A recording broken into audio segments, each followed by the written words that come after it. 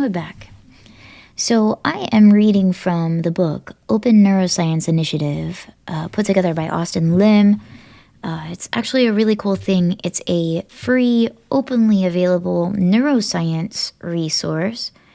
It is the textbook that I'm using for school. And I noticed that there aren't really a whole lot of options for listening back to it. So I've taken it upon myself. I have some reading comprehension issues as a result of a brain trauma I had in 2021. So it's much easier for me to actually listen to this back instead of just reading it. It's a lot of information.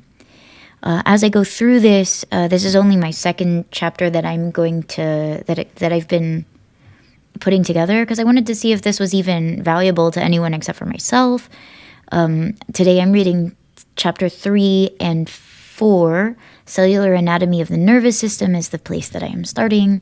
If you're following along in the book, it is page 45, I believe. Let me double check on that. I think it's page 45. I'm pretty sure. I don't know what page it is. What page am I on? Need to know. It says 2 to... I don't know. I'm going to be real with you. I have no idea. Page 45 is not correct. I don't know what page I'm on. It says 2-25.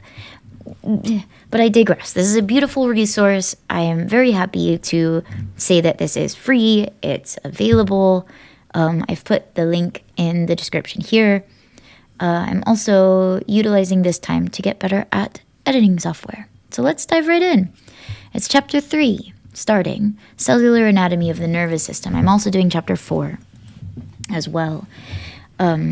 One more last piece of background. I'm so unfamiliar with neuroscience, chemistry, biology, that a lot of the times I will not know how to pronounce things properly.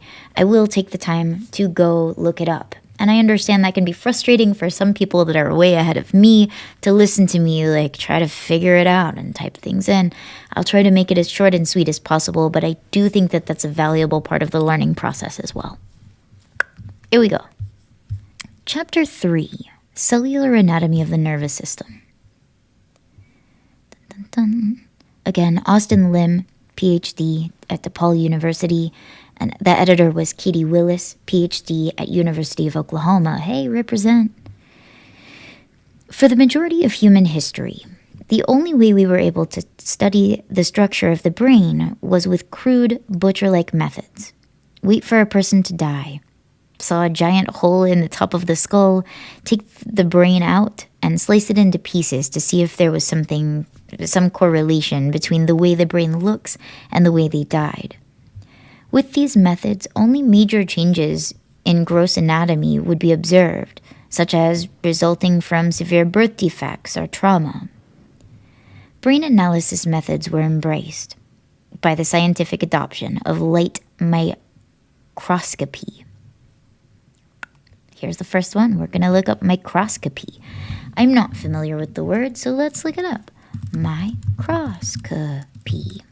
And this is going to be the way that we go about it. Some sections I will be able to read very fluidly, and other sections I'm going to have to look it up. Microscopy is the study of small objects and structures using a microscope, a laboratory instrument that magnifies objects too small to see with the naked eye.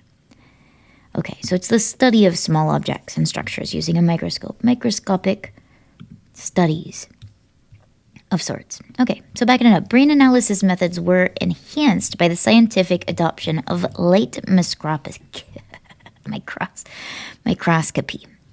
Naturalists in the mid-1600s, such as Antoine van Leeuwenhoek,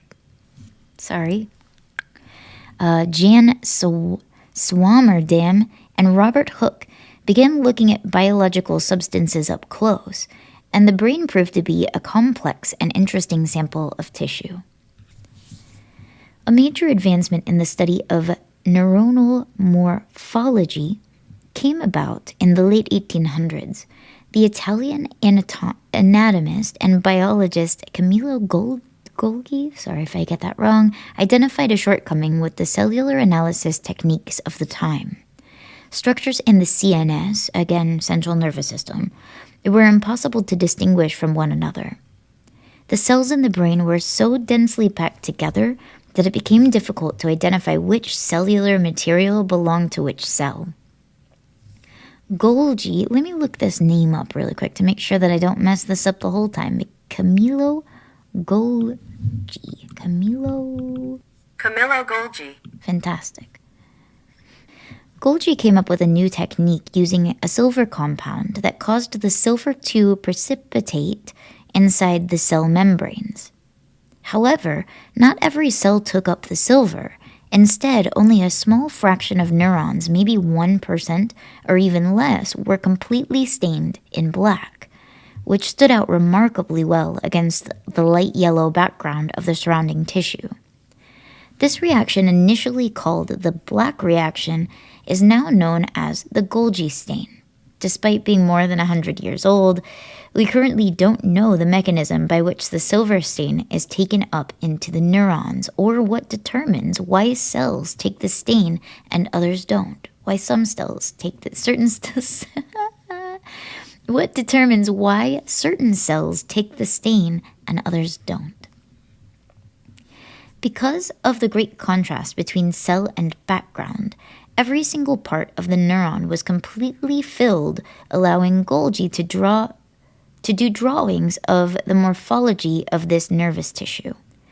Based on his staining results, Golgi supported the idea that the parts of the nervous system are all one very large physically connected network. This idea was known as the reticular theory. Figure 3.1 is a microscope image of a single Golgi-stained neuron on the top, and on the bottom is a slice of Golgi-stained brain. Quite striking. About 10 years later, the Spanish neuroanatomist Santiago Ramón y Cajal, I'm not going to look that one up, I'm so sorry. About 10 years later, the Spanish neuroanatomist Santiago Ramón y Cajal repeated some of Golgi's staining experiments with other sections of the nervous tissue. Looking at similar, darkly filled neurons, Cajal arrived at a different conclusion. The nervous system is not a giant net, but rather a series of individual units that are separated from one another physically. This idea came to be known as the neuron doctrine. Both Golgi and Cajal were awarded the shared Nobel Prize in Physiology or Medicine. Nobel Prize in Physiology or Medicine in 1906 for their accomplishments in helping to understand the structure of the nervous system. Even though Cajal's neuron doctrine was adopted widely by scientists, the elucidation of the organization would not have been made possible without Golgi's development of the silver stain. The sharing of this prestigious award was ironic because of the many disagreements between the two scientists. Cajal commented on their relationship, saying, "What a cruel irony of fate of pair. Like Siamese twins united by the shoulders, scientific adversaries of such contrasting character." Figure 3.2 is Camilo Golgi on the left and Santiago Ramón y Cajal. I'm probably saying both of these names incorrectly. Apologies. They were both awarded the Joint Nobel Prize in Physiology or Medicine in 1906. Cajal's neuron doctrine was eventually given more support with the aid of modern techniques, like electron microscopy,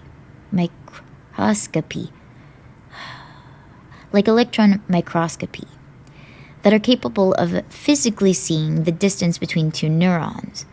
The neuron doctrine represents our current understanding of how the nervous system is organized, and this chapter is focused on describing the anatomical features of the nervous system at cellular level.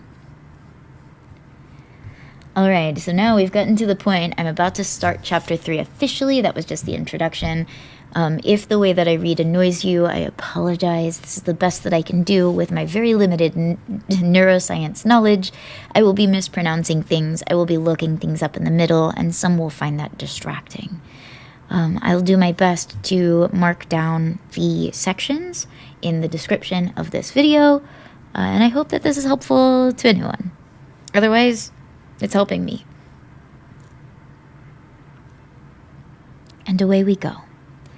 Chapter 3 Outline. 3.1 is Characteristics of Neurons. 3.2 Cellular Anatomy of Neurons. 3.3 Cellular Functions of Glia. 3.1 Characteristics of Neurons. The main units of the nervous system are cells called neurons. Although neurons do have a variety of adaptations that make them unique from other types of cells in the body, they are still cells. Therefore, they contain all of the basic features of the typical mammalian cell. For example, they are made up of aqueous cytoplasm bounded by a cell membrane. This cell membrane, also called a plasma membrane or lipid membrane, consists of a sheet of several individual molecules called phospholipids, which consist of two hydrophobic or water-fearing tails and a hydrophilic, water-loving end. These phospholipids arrange themselves into a bilayer with the hydrophilic tails touching each other and the hydrophilic sides facing the cytoplasm and the extracellular space, which are both mostly water. Because of the chemical properties of the cell membrane, it is very effective at keeping ions and charged molecules separated, while allowing small molecules like water and oxygen across the cell. They also have all of the organelles that you would see in other cell types, like a nucleus and mitochondria. The number of neurons in the adult human brain, according to our current best estimate, is close to 86 billion. This number was calculated using a revolutionary technique, the isotropic fractionator. Look it up. Isotropic fractionator? Isotropic fractionator. Let's look it up. You know, the fact that there are advertisements for pronunciations really gets me. Isotropic. Isotropic. Okay, back to it. So now let's figure out what it is. Isotropic fractionator. According to Google, the isotropic fractionator is a fast and inexpensive method that requires little specific training and few materials before it can be used to quantify the total number of neuronal and non-neuronal cells in the whole brain or any dissectable region thereof. Okay, so it's very vague, but that's what I got from Google. So the number of neurons in the adult brain, according to the current best estimate, is close to 86 billion. This number was calculated using the revolutionary technique, the isotropic fractionator, or brain soup, developed by Brazilian neuroanatomist Susana Herculano Hausel. I'm not going to look it up. Susana Herculano Hausel. To put this number into context, we have about 37 trillion cells in the whole body, so neurons in the brain make up about 0.2% of all cells in the body. Below are some unique characteristics that neurons have in common. Figure 3.3 is the cell membrane. It shows the cell membrane is made up of a lipid bilayer, which consists of organized phospholipids. So it's an animation of that, or a cartoon image of that, rather. Neurons are electroactive. The inside of most cells have a negative electrical charge compared to the solution outside of the cell. The difference between the electrical charges is called the membrane potential, or transmembrane potential. When a neuron is at rest, the amplitude of this charge may be somewhere between negative 50 millivolts, MV, and negative 90 millivolts. Oftentimes, we say that in general, the cell rests at about negative 70 millivolts. Membrane potential is abbreviated as V with a little m under it. So I don't really know how to say that, but it's a capital V with a little m down at the bottom. Yeah. Figure 3.4. Compared to the extracellular space, the voltage of the neuron is generally negative. So, neurons, generally negative. Most neurons do not spend their entire lives at negative 70 millivolts. Instead, neurons have special proteins embedded in their cell membranes that allow for charged ions, such as sodium or chloride, to move in or out of the cell. When a net positive charge enters into the cell, the VM, again, VM is membrane potential. Membrane potential means the difference between electrical charges.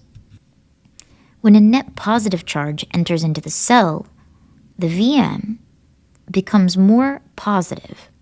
Likewise, when net negative charge enters the cell, the membrane potential becomes more negative. So again, VM is membrane potential.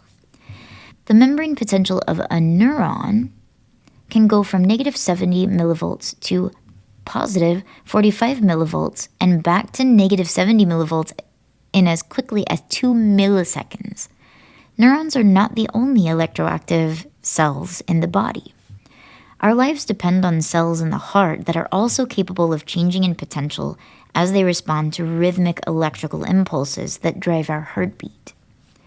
This is why being struck by lightning may cause your heart to desynchronize in activity, and why a shock from a defibrillator can electrically kickstart the heart back to a meaningful pattern. Neurons are specialized for rapid communication. Many cells are capable of sending and receiving chemical signals across long distances and timescales.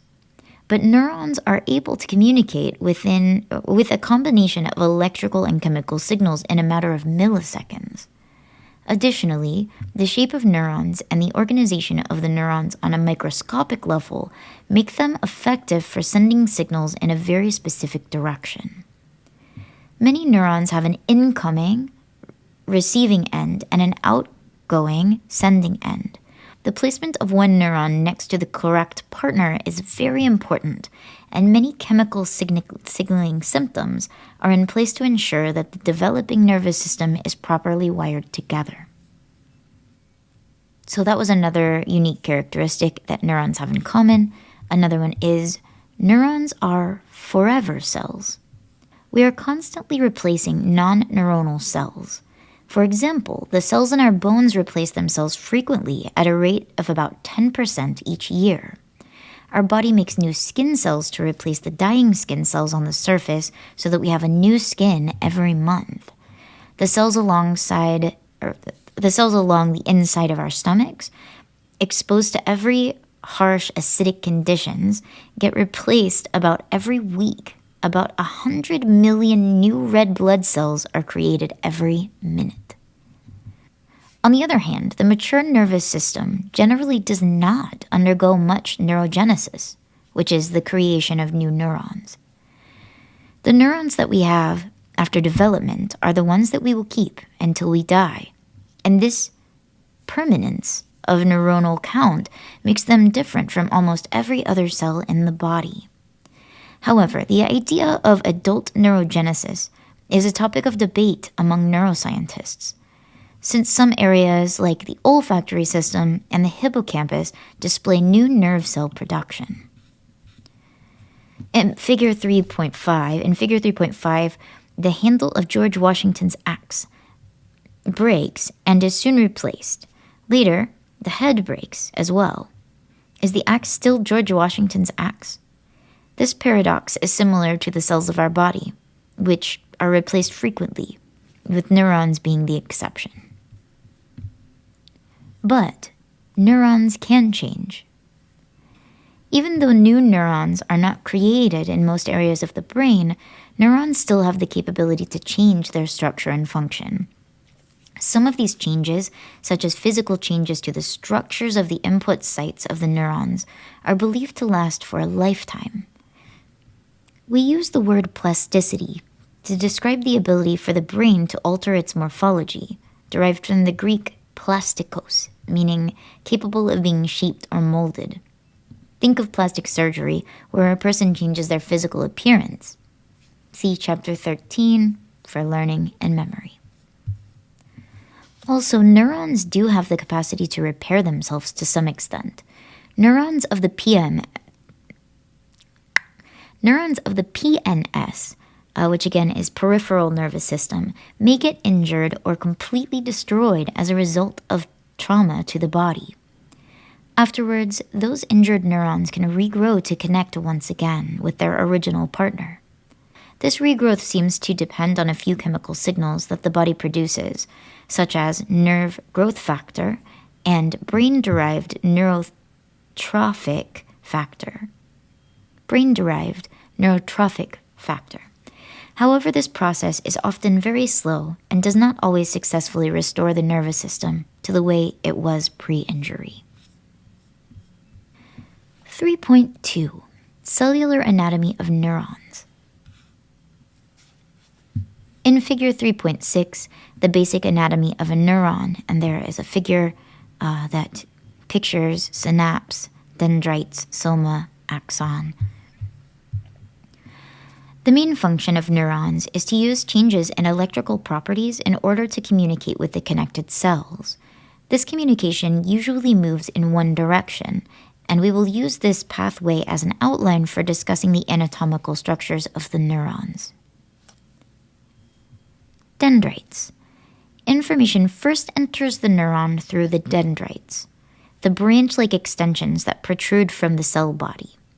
The word dendrite originates from the ancient Greek word dendro, meaning tree. Think of rhododendron. That doesn't help me. What is a rhododendron? Woody plants.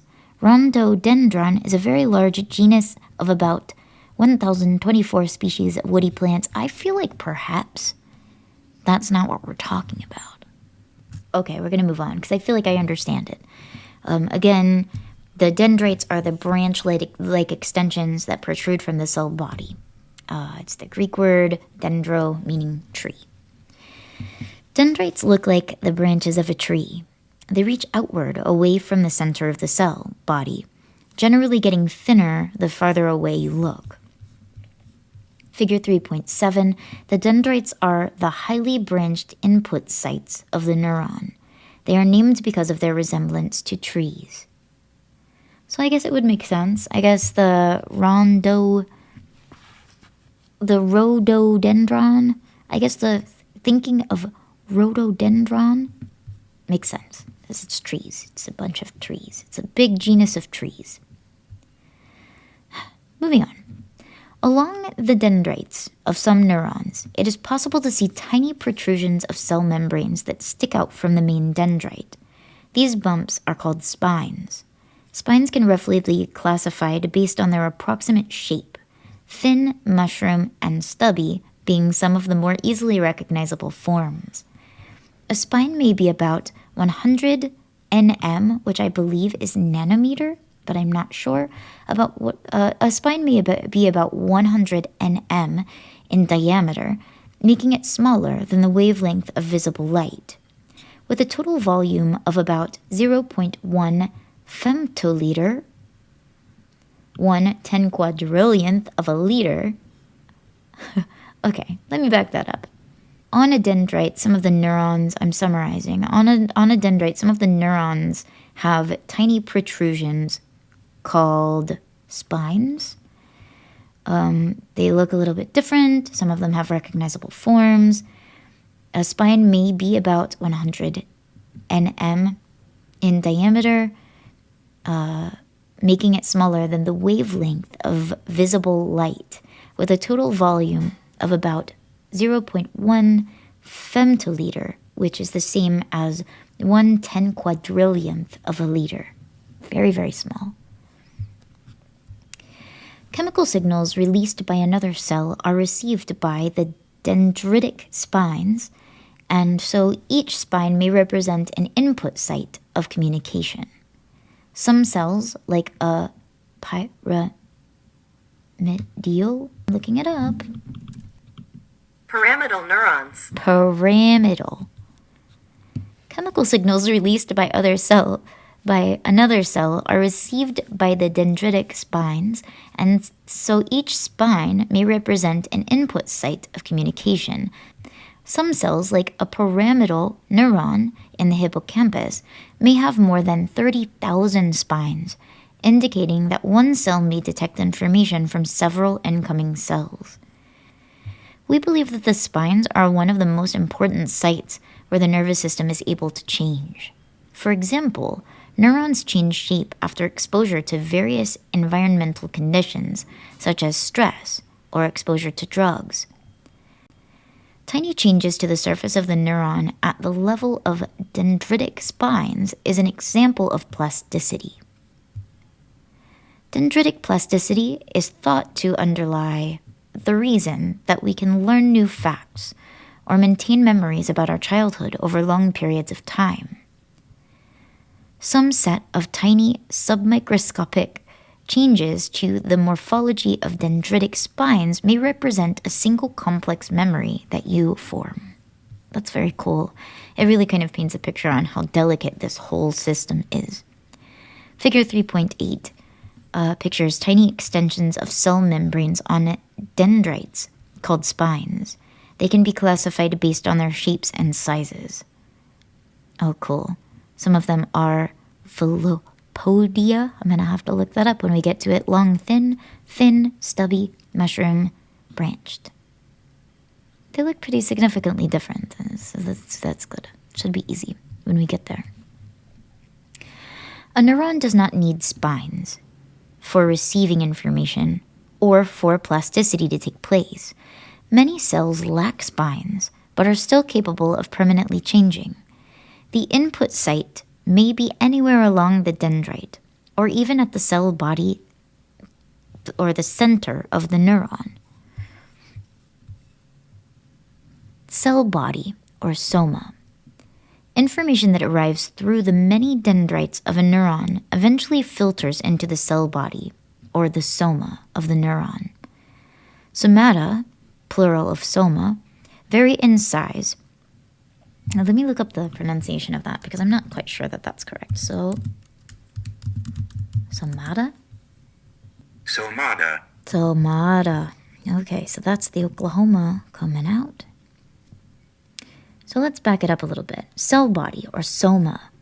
Information that arrives through the many dendrites of a neuron eventually filters into the cell body, or the soma, of the neuron. Somata, plural of soma, vary in size across the different types of neurons. The largest somata belongs to the Betz cells of the motor cortex, with an area upwards of 100 microns in diameter, about the size of a single grain of salt.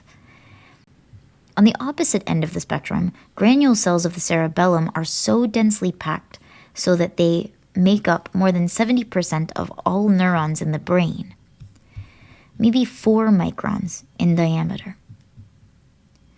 The cell body contains many of the organelles that are essential for the production of proteins that the neuron needs. Many of these organelles are not unique to neurons and can be found in other cell types. The most apparent organelle, visible under high magnification, or 400 times, is the nucleus, which houses DNA and other genetic material. From our understandings of the cell dogma of molecular biology, this DNA is transcribed into a string of single-stranded genetic code called messenger RNA, or mRNA, which is exported out of the nucleus. This mRNA, I'm going to call it mRNA. I don't know if that's what we call it, but it's mRNA. This mRNA is then used as a guide for the synthesis of proteins. So I'm going to back that up because I didn't quite comprehend what that meant. From our understanding of the central dogma of molecular biology, this DNA is transcribed into a string of single-stranded genetic code called messenger RNA, or mRNA, which is exported out of the nucleus. This mRNA is then used as a guide for the synthesis of proteins. The next step of protein creation depends on organelles that are adjacent to the nucleus. Physically continuous with the membrane that surrounds the nucleus is a folded membranous organelle called the endoplasmic reticulum. Endoplasmic reticulum. That's what it is. Okay. Physically continuous with the membrane that surrounds the nucleus is a folded membranous organelle called the endoplasmic reticulum, or ER. Attached to the ER are several ribosomes, which are the molecular machines that read the mRNA and translate that code into proteins. The Golgi apparatus are layers of folded plasma membranes that function in transport. They are found near the nucleus, although small protrusions of these organelles may reach into the other parts of the neuron. Figure 3.9 says, like non-neuronal cells, DNA is housed in the nucleus, which is purple on this picture. DNA is transcribed into mRNA and exported out of the nucleus, where it can be translated into protein. Axon. The axon is the main output extension of the neuron. While neurons only have a single axon extending from the cell body, this axon can branch several times after exiting the soma. In branching, an axon from a single neuron is able to communicate with many other neurons at the same time. Axons are usually thinner than dendrites, some being only a micron in diameter. Several axons can bundle and travel together. These are nerves. Axons can be very long. The longest axon in the human body is part of the sciatic nerve that runs from the posterior end of the spinal cord down the leg to control the muscles of the big toe. The first section of axon, the junction between the cell body and the beginning of the projection, is a patch of axonal membrane with very unique characteristics. This section is called the axon hillock. Let me look that one up. Axon hillock. Axon hillock. Fantastic. With respect to signal transduction, the axon hillock works as the integrative... back it up. With respect to signal transduction, the axon hillock works as the integrative center of the neuron. It is responsible for deciding whether to pass a signal into the next cell. The cell membrane of the hillock performs a complex set of cellular arithmetic that weighs all of the incoming signals, excitatory, inhibitory, we know what these mean, I can't pronounce them, excitatory, inhibitory, and modulatory signals. Okay, so again, the cell membrane of the hillock performs a complex set of cellular arithmetic that weighs all of the incoming signals of all of those things I can't pronounce, excitatory, inhibitory, and modulatory signals. After all of the calculations have been performed, the membrane either sends a signal or not. At the end of each branch of axon is a small swelling, which is called the axon terminal, or terminal bouton, like Louis Vuitton. Okay, let me look it up. Boutons. Is that correct? Stop researching with Oh ChatGPT. my goodness. Bouton. I think it's Boughton. Okay. That's fine. At the end of each branch of axon is a small swelling, which is called the axon terminal, or terminal Boughton. The terminal is the part of the neuron that is specialized for the production and release of the neurotransmitters that are used for communication between neurons. One sub-area of specific interest in the axon terminal is a small patch of membrane called the active zone.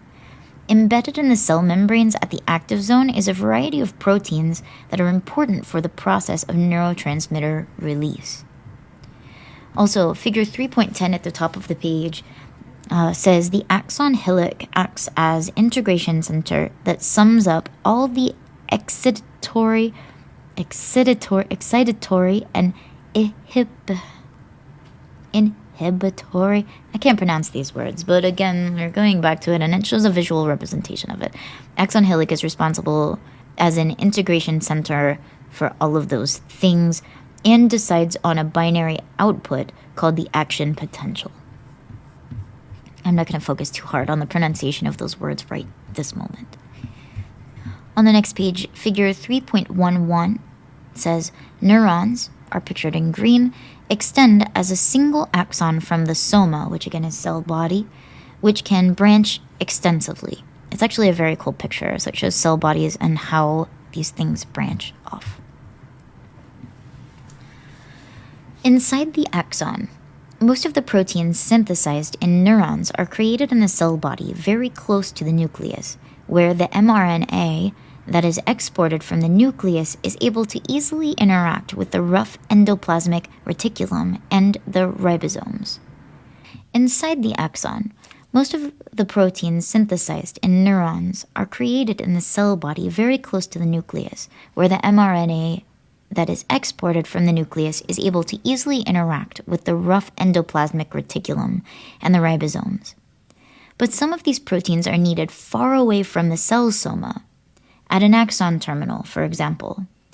Neurons need some system of transport system that can move newly created proteins to where they need to go. Inside the length of the axon runs an organelle called microtubules. I'm gonna look that up.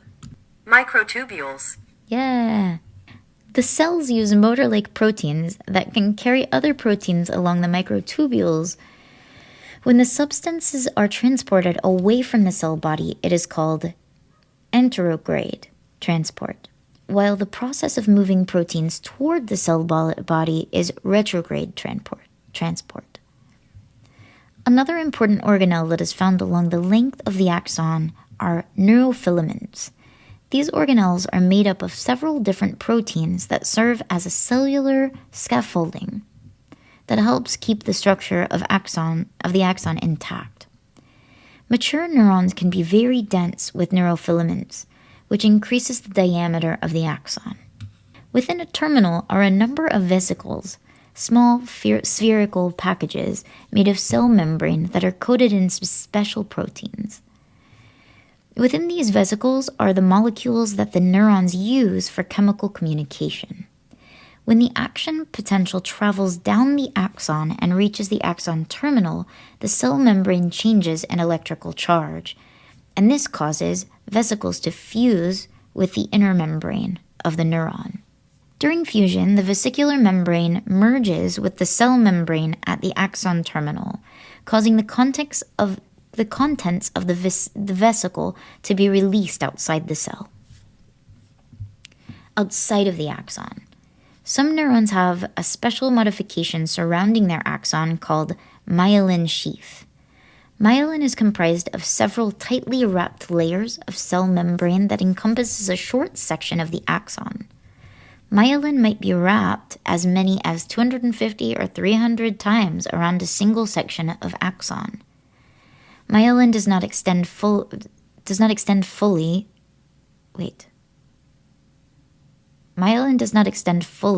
and close the entire length of the axon from soma to terminal, but rather surrounds short sections at a time. The spaces of exposed axon between each section of myelin are called nodes of Ranvier. I'm going to look that up. Nodes of Ranvier. Wouldn't have guessed that. All right, here we go. The spaces of exposed axon between each section of myelin are called nodes of Ranvier. On average, the nodes are about 1 micron long. Myelin serves a few functional purposes. Myelin increases the speed by which an electrical signal is transmitted. Some of the most heavily myelinated axons are able to send signals up to 120 meters per second, or almost 270 miles per hour, faster than a Formula One racer. Myelin also increases the effective thickness of the cell membrane along the axon. In doing so, myelin acts as an insulator that causes signals to more reliably be passed down an axon. Figure 3.13 shows myelin sheaths are made up of layers of cell membranes that surround small sections of axons. The nodes of Ranvier are exposed sections of the axons between the myelin, so it ends up kind of looking like, this is just me talking, it ends up looking like a sausage, like sausages. Figure 3.14 says electrical synapses physically share cytoplasm. That shows it on the left, while chemical synapses usually use neurotransmitters to communicate, like on the right. So an interesting way I'm going to try to remember this is the electrical synapse is kind of like a covalent bond. It's there. And then a chemical synapse is kind of like an ionic bond. And so don't actually make that relation, but what I mean by that is the way that they look. So electrical synapses are physically sharing, they're physically connected, they're physically sharing a thing instead of an electron that they're physically sharing cytoplasm, and on the right, the chemical synapses are kind of like keeping a distance, but they use neurotransmitters to communicate. Okay, that was a side note. Synapse. The synapse is the physical distance that separates two neurons.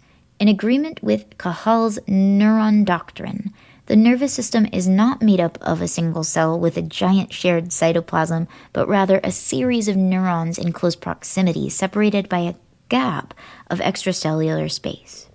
The distance between two cells can vary depending on the nature of the synapse. An electrical synapse may be less than 5 nanometers apart. Cells connected by electrical synapses share cytoplasm but have two separate cell membranes. On the other hand, a chemical synapse is a larger distance, about 15 to 40 nanometers across. Adjacent neurons connected by chemical synapses do not share cytoplasm. Clinical connection. Multiple sclerosis. Multiple sclerosis is a disease that results from destruction of myelin in the CNS. When myelin is damaged, signals do not reliably propagate from the brain to the body, from the body to the brain, or between areas of the brain. MS damages myelin at both descending and ascending neurons. So a person with MS might experience muscle weakness, poor balance, and muscle spasms, which is efferent motor neurons, as well as numbness and pain, afferent motor neurons. It can also affect neuronal signaling in the brain, causing symptoms such as cognitive impairment, vision loss, and changes in affect, leading to depression. Multiple sclerosis is a common neurological disorder that affects some 2.5 million people worldwide. MS typically presents in adulthood between 20 to 50 years old. Unfortunately, there is currently no known cure for MS. Therapy is focused on either slowing the progression of the disease, helping patients recover after an attack, or decreasing the severity of the symptoms. While MS has the potential to be debilitating and painful, the disease itself is not necessarily lethal, and MS only decreases life expectancy by 5 to 10 years on average. People with MS are just as likely to die from natural causes as much as a neurotypical person. One of the leading theories about the cause of MS is a faulty immune system. A normally functioning immune system identifies and destroys foreign pathogens. Sometimes this system makes a mistake, and the immune system recognizes normal parts of the body as being a foreign object, causing the body to destroy itself. This is called an autoimmune disorder. In the case of MS, it's believed that the immune system identifies and targets myelin for destruction, leading to demyelination. Although immunosuppressants may slow the progression of MS, these drugs increase the risk of a person developing an illness that a healthy immune system would be able to prevent. Very destructive, from my understanding. Figure 3.15 says, multiple sclerosis is a disease resulting from the destruction of myelin, which hinders the ability for neurons to communicate properly. And then it shows healthy myelin and injured myelin. Classifications of neurons. Neurons have a wide variety of shapes and can be divided roughly into 3 different classes depending on their morphology. In order of increasing morphological complexity, they are: number 1, unipolar cell. Unipolar cells have a single cellular extension coming from the soma, or the body, that acts as both the receiving and sending end. Unipolar cells are very common among invertebrates. Humans do not have unipolar neurons. Interesting. Okay, so again, unipolar cells have a single cellular extension coming from the soma, single extension.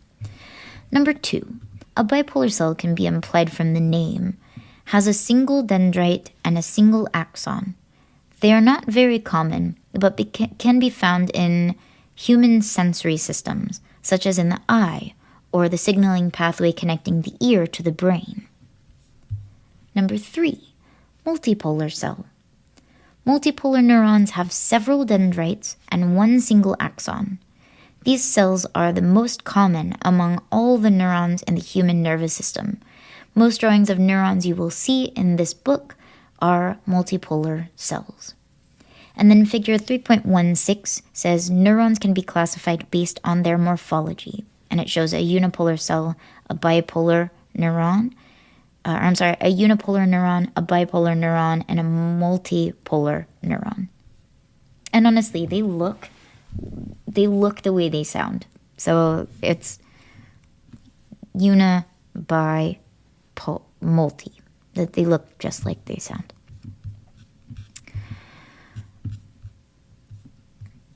In addition to classifying neurons based on their morphology, neurons can also be divided based on their functions. Number 1, sensory. Sensory neurons are the afferent neurons that are responsible for obtaining information about either the outside world or the internal environment and passing that information toward the CNS. Sensory neurons can detect a variety of stimuli ranging from photons of light, which is the visual system, chemicals floating in the air, which is the olfactory system, smell, to carbon dioxide levels in the blood, chemoreceptors, or stretching of muscles, spindle receptors. Since they are highly specialized for detecting different types of stimuli, sensory neurons have a large variety of shapes and structures. Number 2, motor neurons. Motor neurons or motoneurons carry signals from the CNS to the body. There are 2 main types of motor neurons. Somatic motor neurons control skeletal muscle movement, such as flexing or extending the muscles of the arm. They release neurotransmitters directly into the muscle.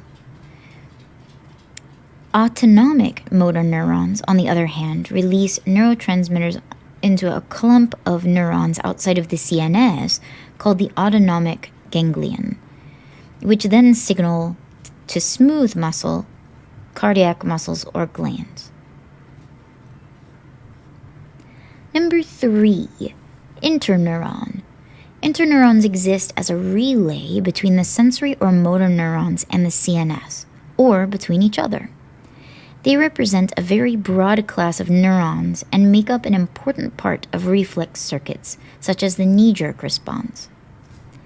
The above classifications are only a rough guideline for separating neurons.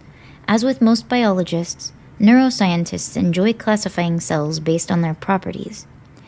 It is almost always preferable to use the most specific name possible in identifying neurons.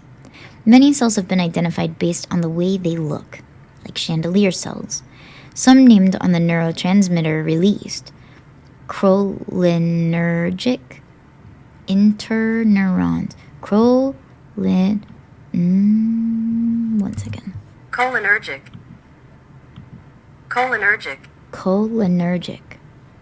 cholinergic.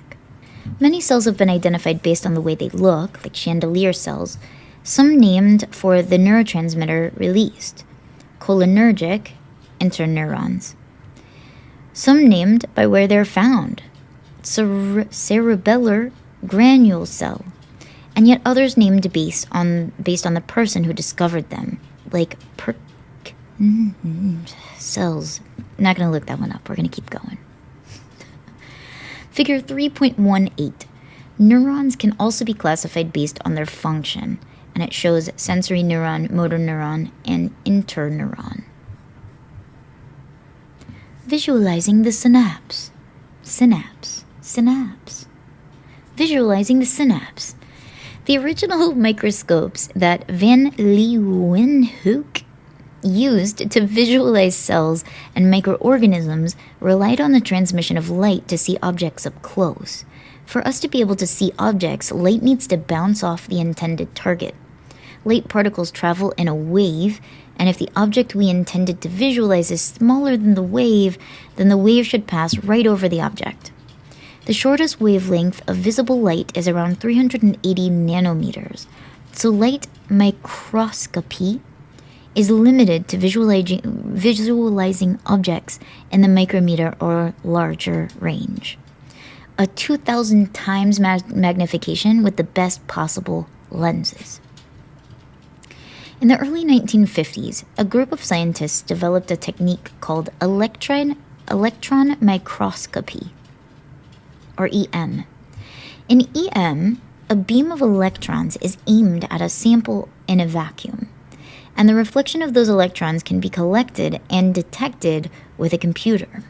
Since electrons have much shorter wavelength than visible light, you're able to resolve objects as small as 50 picometers, which is more than 10 million times magnification. 10,000,000, that's million. 10 million times magnification. Using EM, you are able to get ultrastructural resolution of the synapse. In two adjacent neurons, EM allows you to distinguish the boundaries of both neurons and to clearly see the synapse in between. You can also see the vesicles contained in the axon terminal, sometimes in the middle of fusion. Figure 3.17 says electron microscope image showing a synapse of ultrastructural resolution, less than 100 nanometers. That's crazy what we can do. 3.3 Cellular functions of glia. Although most of neuroscience is concerned with understanding the functions of neurons, there are other cells in the nervous system that are just as interesting. These cells are grouped together under the umbrella classification of glia. Historically, when these non-neuronal cells were visualized under the microscope, the histologists and anatomists had no idea about their function.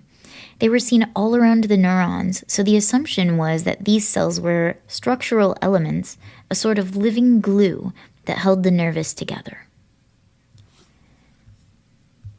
Today, we know that these glia serve a variety of functions. Unfortunately, the misnomer glia, derived from the Latin word for glue, is still used to describe these non-neuronal components of the nervous system. We estimate that the brain has roughly an equal number of glial cells and neurons, 86 billion of each. There are many different classes of glia, but we will focus on 5 types. 1. Astrocytes. Looking it up. Astrocytes. Number 1. Astrocytes. Astrocytes are named for their characteristic star-shaped morphology. Astrocytes have a dense expression of protein, glial fibrillary acidic protein, or GFAP. And this protein is often used as a marker for differentiating astrocytes from other cell populations. One of the main functions of astrocytes in the brain is to help maintain the blood-brain barrier. At the end of the extensions of the astrocyte are protrusions called end feet. These end feet are often wrapped around the endothelial cells that surround the blood vessels. The end feet release important biological compounds that allow the endothelial cells to remain healthy as they function in maintaining the blood-brain barrier. Figure 3.19 says astrocyte labeled by staining the protein GFAP on the left, and then astrocytic end feet are closely associated with blood vessels as part of the blood-brain barrier on the right. Astrocytes are also very closely associated with synapses. Astrocytes have a very dense expression of proteins on their cell surface that can transport molecules of the neurotransmitter glutamate, for example, inside the astrocyte. By acting as a glutamate sponge, astrocytes are able to decrease the strength of a glutamate signal. Through a similar uptake mechanism, astrocytes can also affect the extracellular concentration of ions, such as potassium, which then has an influence on cellular excitability. Because of these interactions between astrocytes and neurotransmission at the synapse, we use the phrase look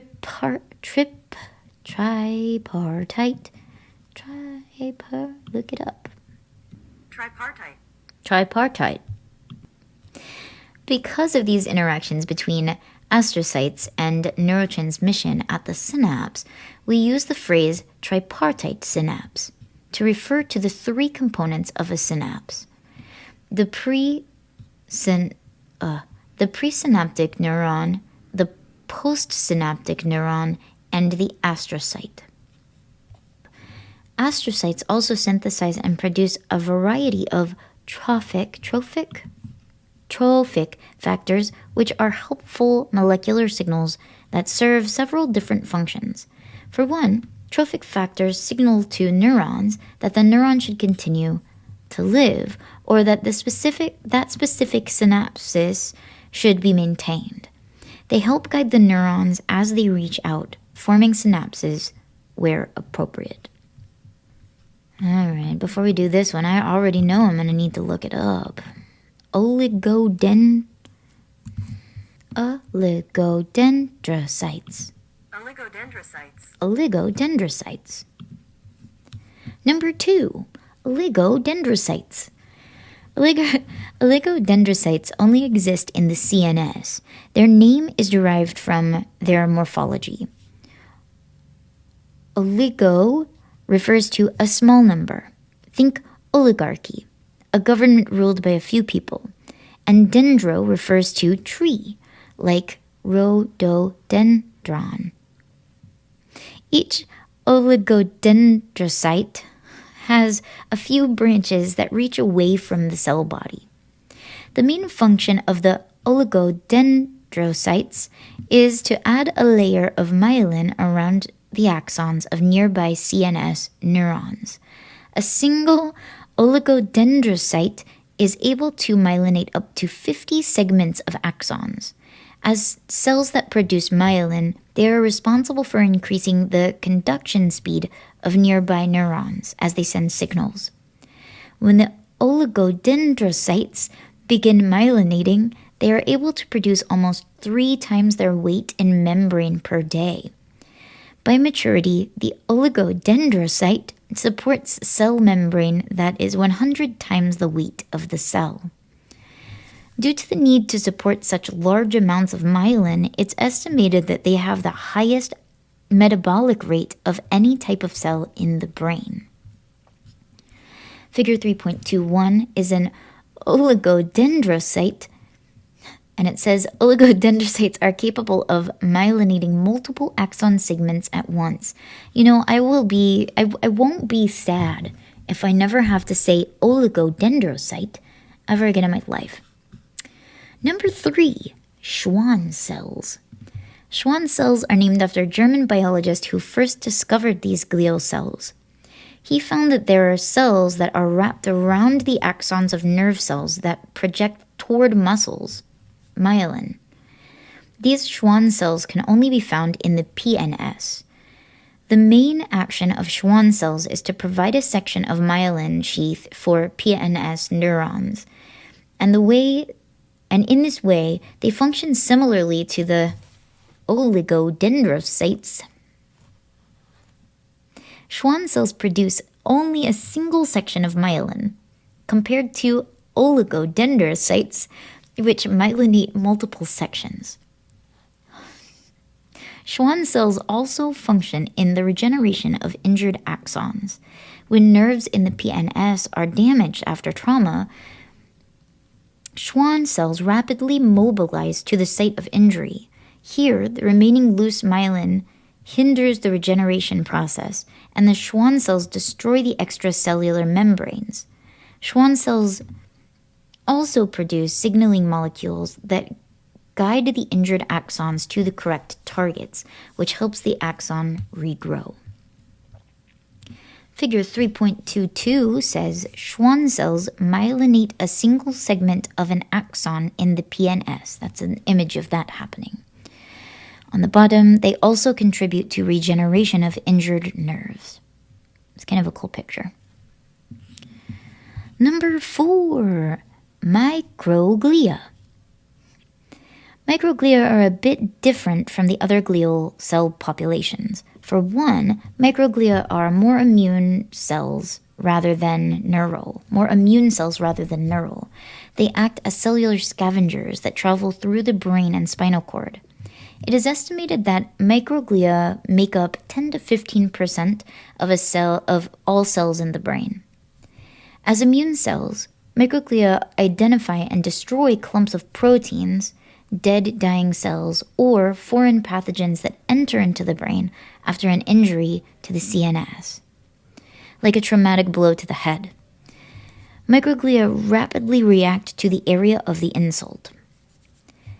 The marker IBA1 is often used to identify when microglia are reacting to an injury.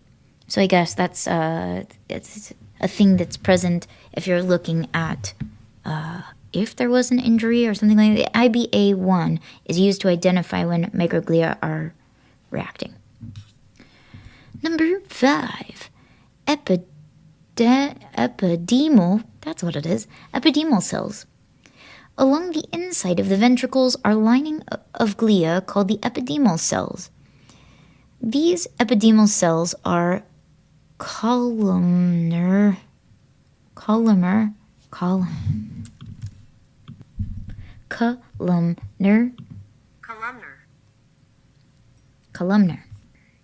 Epididymal cells. Along the inside of the ventricles are a lining of glia called the epididymal cells. These epididymal cells are columnar with small finger-like extensions called cilia that extend into the ventricles and into the central canal that runs down the inside of the spinal cord.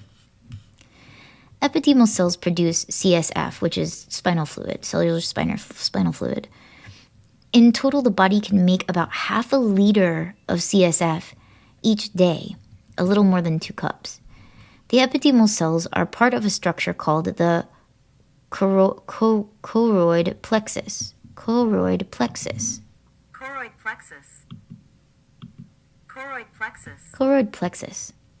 The epididymal cells are part of a structure called the choroid plexus.